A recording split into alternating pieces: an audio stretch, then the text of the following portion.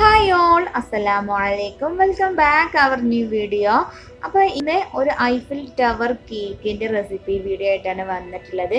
യൂട്യൂബിലൊക്കെ ഇപ്പോഴത്തെ തരംഗമായിട്ടുള്ള ഒരു ഐഫിൽ ടവർ കേക്കിൻ്റെ ഡീറ്റെയിൽ റെസിപ്പി വീഡിയോ ആണ് കേട്ടോ.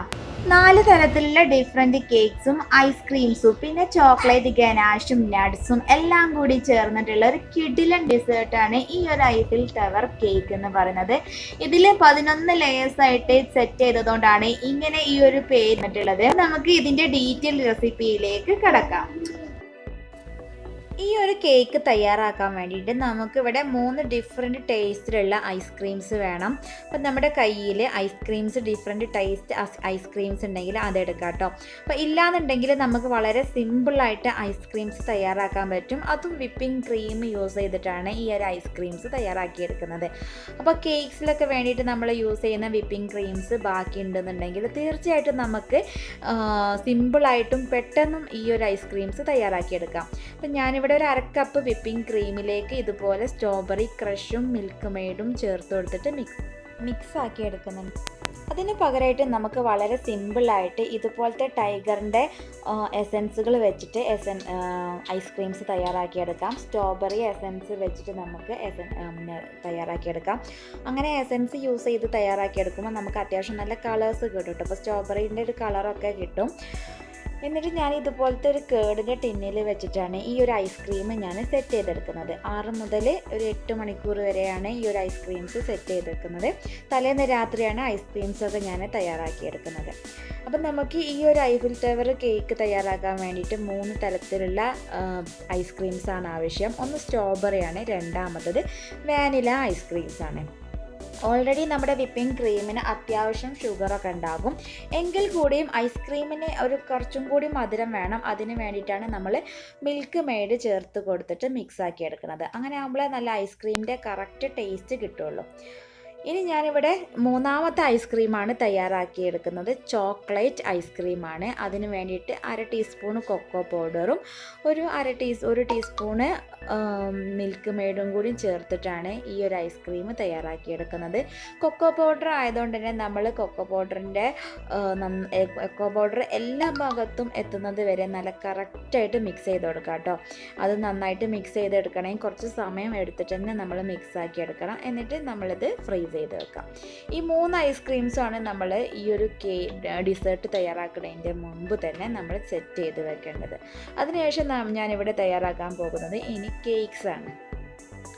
അപ്പോൾ കേക്ക്സിന് ആവശ്യമായിട്ടുള്ള ഡ്രൈ ഇൻഗ്രീഡിയൻസ് ആദ്യം തന്നെ തരിച്ചു മാറ്റി വെക്കുക. അപ്പോൾ അതിന് വേണ്ടിയിട്ട് ഞാനിവിടെ 1 കപ്പ് മൈദ എടുത്തിട്ടുണ്ട്. അതിലേക്ക് 1/2 ടീസ്പൂൺ ബേക്കിംഗ് സോഡയാണ് ചേർത്ത് കൊടുക്കുന്നത്. അതായത് അപ്പത്തിനൊക്കെ യൂസ് ചെയ്യുന്ന അപ്പക്കാരാണ് ചേർത്ത് കൊടുക്കുന്നത്. ഇത് രണ്ടും ചേർത്ത് കൊടുത്തിട്ട് നന്നായിട്ട് മിക്സ് ചെയ്ത് വെക്കാം. നമുക്ക് ഇവിടെ ഈ ഒരു ഡിസേർട്ട് തയ്യാറാക്കാൻ വേണ്ടിയിട്ട് 4 ഡിഫറെൻറ്റ് കേക്ക്സ് ആട്ടോ അത്യാവശ്യമായിട്ട് വേണ്ടത്. ഇനി നെക്സ്റ്റ് നല്ലൊരു ഡ്രൈ ആയിട്ടുള്ള ബൗളിലേക്ക് 4 എഗ്ഗ് പൊട്ടിച്ചൊഴിച്ച് കൊടുത്തിട്ടുണ്ട്. അതിലേക്ക് ഒരു പിഞ്ച് സാൾട്ടും 1 ടീസ്പൂൺ വാനില എസൻസും ചേർത്ത് കൊടുത്തിട്ട് നന്നായിട്ട് എഗ്ഗ് പതപ്പിച്ചെടുക്കാം.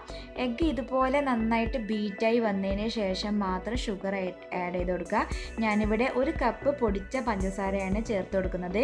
ഇനി പൊടിക്കാത്ത പഞ്ചസാര ആണെന്നുണ്ടെങ്കിൽ ഒരു 1/4 കപ്പ് മാത്രം ചേർത്ത് കൊടുത്തിട്ട് നന്നായിട്ട് ബീറ്റ് ചെയ്ത് ഫ്ലഫി ആക്കി എടുക്കാം.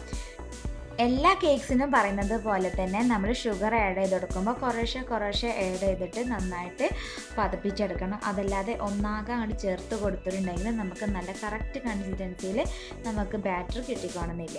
അപ്പോൾ ഇവിടെ കംപ്ലീറ്റ്ലി ഷുഗർ ആഡ് ചെയ്ത് കൊടുത്തിട്ട് നന്നായിട്ട് ബീറ്റ് ചെയ്ത് വന്നിട്ടുണ്ട്. ഇനി നമുക്ക് ഇതിലേക്കുള്ള ഓയിൽ ചേർത്ത് കൊടുക്കാം. ഞാനിവിടെ 1/4 കപ്പ് ഓയിലാണ് ചേർത്ത് കൊടുക്കുന്നത്. ഓയിൽ ചേർത്ത് കൊടുക്കുന്ന സമയത്ത് നമ്മൾ ലോ സ്പീഡിലിട്ടിട്ട് വേണം ചേർത്ത് കൊടുക്കാൻ. കുറേശ്ശായിട്ട് ചേർത്ത് കൊടുത്തിട്ട് ഒരു 30 സെക്കൻഡ് മാത്രം ബീറ്റ് ചെയ്തിട്ട് ബീറ്റർ മാറ്റി വെക്കുക. നെക്സ്റ്റ് നമ്മളിവിടെ ഒരു 1/2 കപ്പ് മിൽക്ക് എടുത്തിട്ടുണ്ട്. ചെറു ചൂടോട് കൂടിയിട്ടാണ് മിൽക്ക് എടുത്തിട്ടുള്ളത്. അതിൽ നിന്ന് കുറച്ച് ഭാഗം നമ്മൾ കേക്ക് ബാറ്ററിയിലേക്ക് ഒഴിച്ചു കൊടുക്കുക. എന്നിട്ട് ഡ്രൈ ഇൻഗ്രീഡിയൻസ് കുറേശ്ശായിട്ട് മിക്സ് ചെയ്തിട്ട് ബാറ്റർ റെഡിയാക്കി എടുക്കാം. അപ്പോൾ നമ്മൾ കുറച്ച് മാത്രം മിൽക്ക് ആഡ് ചെയ്ത് കൊടുക്കുക. എന്നിട്ട് ഡ്രൈ ഇൻഗ്രീഡിയൻസ് കുറച്ച് ആഡ് ചെയ്ത് കൊടുക്കുക. വീണ്ടും മിൽക്ക് ആഡ് ചെയ്യുക, ഡ്രൈ ഇൻഗ്രീഡിയൻസ് ആഡ് ചെയ്യുക. അങ്ങനെ നമ്മൾ ഈ ഒരു 1/2 കപ്പ് മിൽക്കും നമ്മുടെ ഡ്രൈ ഇൻഗ്രീഡിയൻസ് നന്നായിട്ട് മിക്സ് ചെയ്ത് വെക്കാം. ഈ ഒരു കേക്ക് 4 ഫ്ലേവേർഡ് കേക്ക് ആയതുകൊണ്ട് തന്നെ ഞാൻ 4 ബൗളിലേക്ക് മാറ്റുന്നുണ്ട്. ഈക്വൽ ആക്കിയിട്ട് 4 ബൗളിലേക്ക് മാറ്റിയെടുക്കുന്നുണ്ട്.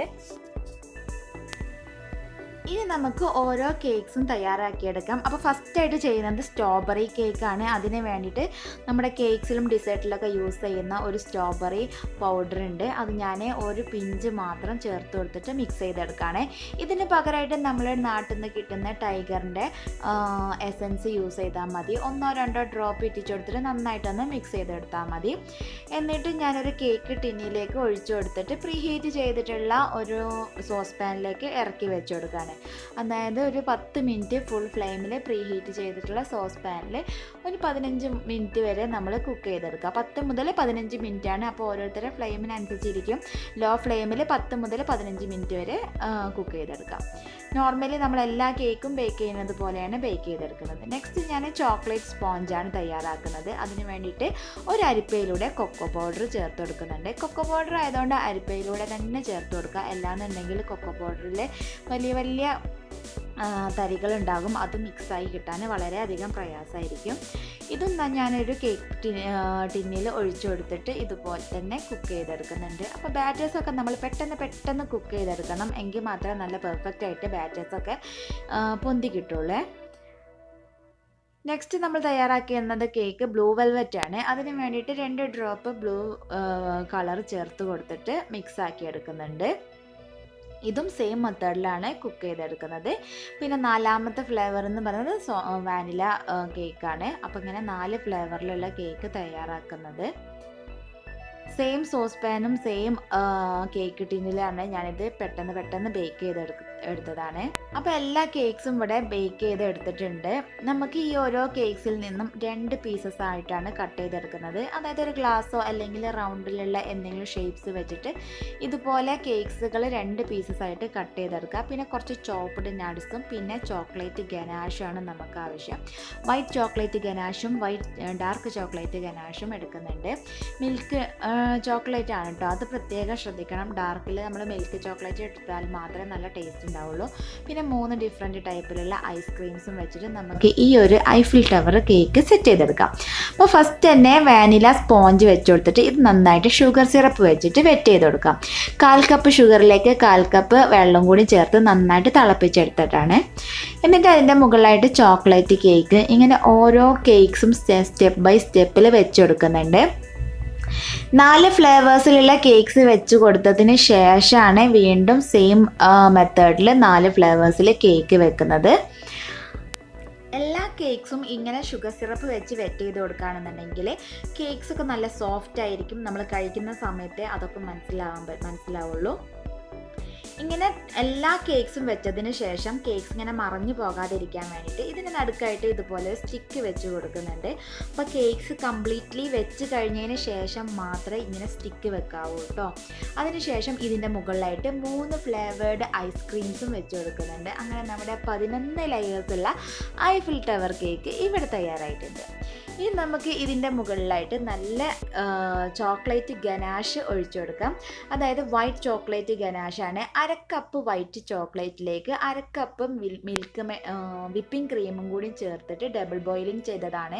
അതുപോലെ തന്നെയാണ് 1/2 കപ്പ് ഡാർക്ക് ചോക്ലേറ്റിലേക്ക് 1/2 കപ്പ് മിൽക്ക് മെയ്ഡും കൂടി ചേർത്ത് കൊടുത്തിട്ടുണ്ട്. ഡാർക്ക് ചോക്ലേറ്റ് അല്ല കേട്ടോ, അത് മിൽക്ക് ചോക്ലേറ്റ് ആണ്. മിൽക്ക് ചോക്ലേറ്റിലേക്ക് ചേർത്ത് കൊടുക്കുന്നുണ്ട്. എന്നിട്ട് നന്നായിട്ട് ചൂടാറിയതിന് ശേഷമാണ് ഇങ്ങനെ ഒഴിച്ചു കൊടുക്കുന്നത്.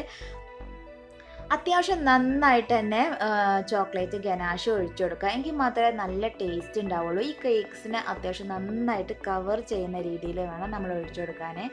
അപ്പോൾ ഇത് ഇങ്ങനെ കുറച്ച് വൈറ്റ് ചോക്ലേറ്റ്, പിന്നെ ഡാർക്ക്, പിന്നെ വൈറ്റ്, പിന്നെ ഡാർക്ക്, അങ്ങനെ മിക്സ് ആക്കിയിട്ട് വേണം നമ്മൾ ഒഴിച്ചു കൊടുക്കാൻ. ഈ ഒരു ചോക്ലേറ്റ് സോസിൽ കിടന്ന് നന്നായിട്ട് വേണം മിക്സ് ചെയ്തിട്ട് വേണം നമ്മൾ ഈ ഒരു ഐഫിൽ ടവർ കേക്ക് കഴിക്കാൻ കേട്ടോ. എങ്കിൽ മാത്രമേ നല്ല കറക്റ്റ് ടേസ്റ്റ് കിട്ടുള്ളൂ. അങ്ങനെ എല്ലാം കൂടി മിക്സ് ആക്കിയതിന് ശേഷം ഇതിൻ്റെ മുകളിലായിട്ട് നമ്മൾ റോസ്റ്റ് ചെയ്തിട്ടുള്ള നട്ട്സും കൂടി ചേർത്ത് കൊടുക്കുക. ഞാനിവിടെ ബദാം, കാഷ്യൂ, പിസ്ത ഈ 3 നട്ട്സും അത്യാവശ്യം നല്ല ക്വാണ്ടിറ്റിയിൽ തന്നെ എടുത്തിട്ടുണ്ട്.